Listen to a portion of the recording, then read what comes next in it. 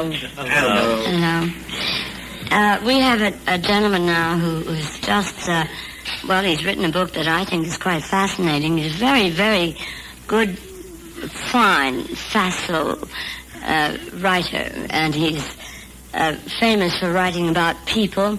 He's a very attractive man. I haven't met him, so I thought it would be nice to ask him to come on the show. Mr. Rex Reed, please.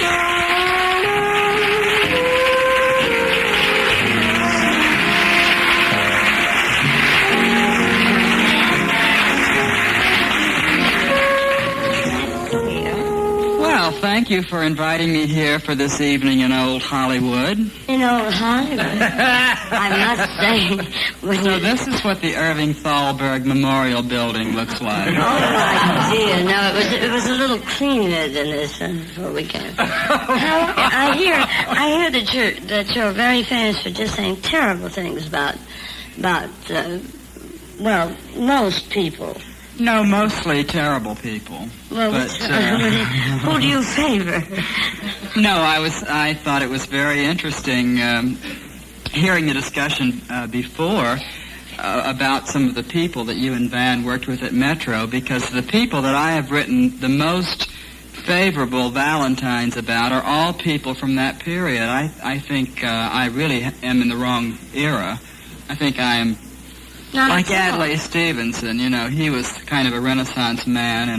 He was good enough. In a jet-set age. I think I'm really 40s material. Really? Living in the 60s. But I love those movies, I mean, listen, I was 15 years old before I knew anybody else could sing.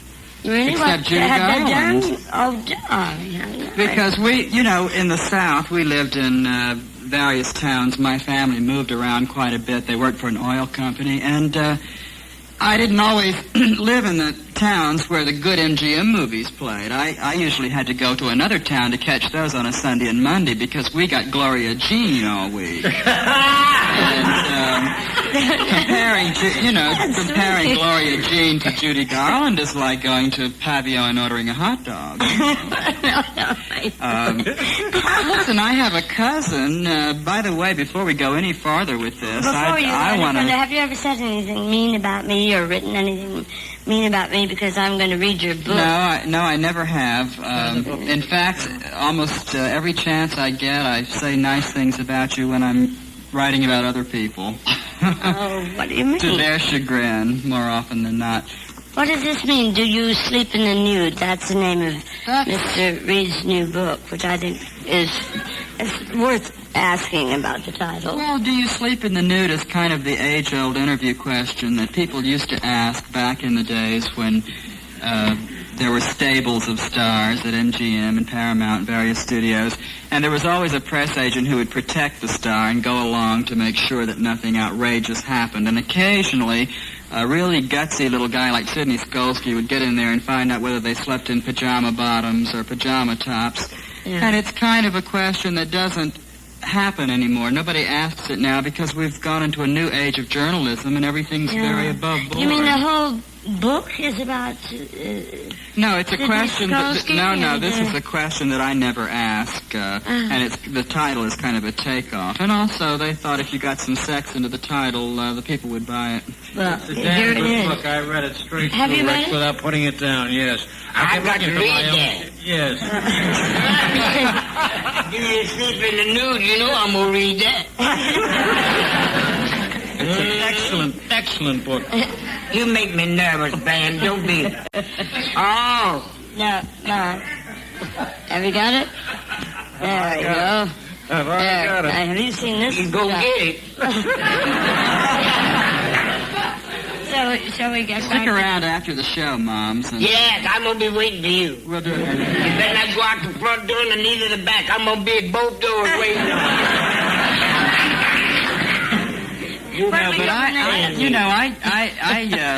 grew up in this whole age of going to the movies every day after school. And I did too, and I was in them a lot. These are the people who fascinate me, Why? Much more so than the young people now with all the... Well, I think the toenails all look alike today, they're all dirty. Oh, thank you. I don't think that's quite true. I haven't checked mine since the rehearsal. We don't really... No, I mean, the young people today don't seem to have the... They don't seem to have the individuality that you and Van had at MGM. I think we just had sheer terror. Well, maybe that's what we need more of a good now. director, he was sheer terror. Maybe we need more of that now, because I think the kids are, they're allowed so much freedom now. What do you write now? You wrote something that evidently has gotten Warren Beatty very angry with you. I don't think Warren likes me very much. What'd you say? I just talked about all of his girlfriends, and the fact that he travels around quite a bit, living in the same clothes and living out of the same suitcase, and he's very much a written on the wind kind of guy. What did you write? And Gower Champion? Yes. My goodness. A lot of MGM people in here. Lucille Ball is in the Lucille Ball. James Mason. Yes. What did you say about James Mason? Well, I thought he was really a difficult interview, but a good one, because you have to work hard with James Mason. He doesn't give very easily. Well, I didn't find it difficult during A Star Is Born. I thought he was just divine. He's a great actor. He's hard to interview because he really does kind of test the interviewer, It becomes a game of wits, which is rather difficult to do. It's much better to get somebody, who will just tell you everything and treat you like a psychiatrist. Oh, God. That's terrible. Oh, what a terrible thought. But you just associate freely? Yes, and just say whatever pops into their minds. And then you write? Yes. What if someone were to do that with you? They just did. Who? An article was done on me in Time magazine, which was just a masterpiece of inaccuracy. I've never seen so many lies in all my life. Everything from the fact that I was driving Raquel Welch's car to the fact that I had my shirts custom made at a place called Fisher's in London, which to my knowledge doesn't even exist.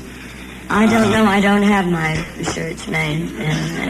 Well, it's very true that... all inaccuracies? Yes, just lots of inaccuracies. But it's very true that people can be very much victimized by writers. And I hope that maybe my experience in being written about has taught me some compassion. I hope so. Anyway. Well, I don't know. Maybe so. You're very successful. Well, probably because I can walk into a room and I know instantly what Vera Rubber-Ralston's last picture was, And she lost her skate key.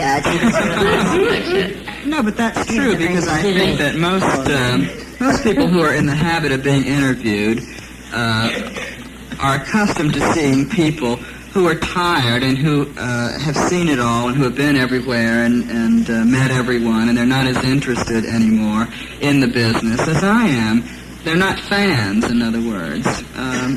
You'd be surprised how you can sometimes win a subject over simply because you're so familiar with their work. Yeah. Oh, that's true. That's true. And we're going to have, guess what? A commercial break. And then you'll be back. We all will be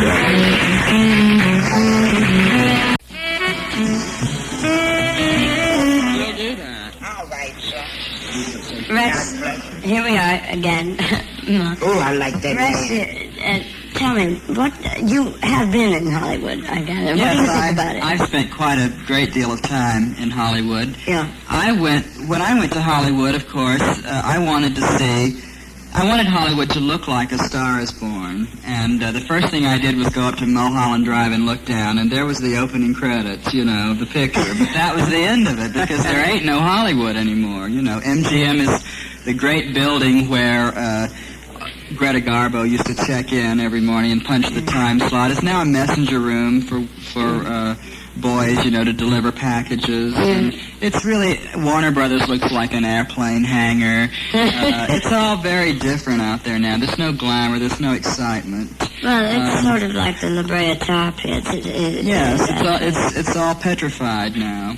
But I want to say one thing about A Star Is Born before I'm over and out here, and that is that I think that one of the greatest injustices that was ever done in the history of motion pictures was the fact that you did not win the Academy Award for that.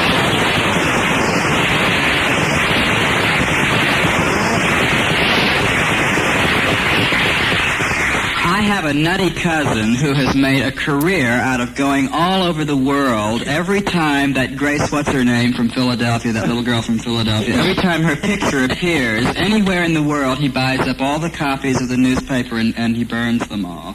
Oh, this is his life quest. I think this is very funny. Well, I thank you. I would have liked to have won it, but well, what the heck. We might as well let the princess have it. We'll do it again. All right, we shall. And would you... I'll play Tommy Noonan. All right. And you play the James Mason. No, I'll play the Jack Carson. Jack Carson, right. All right. Now, we've got to introduce that lovely, marvelous kind of swinging bunch that were here before to get us off the ground. The Ohio Express.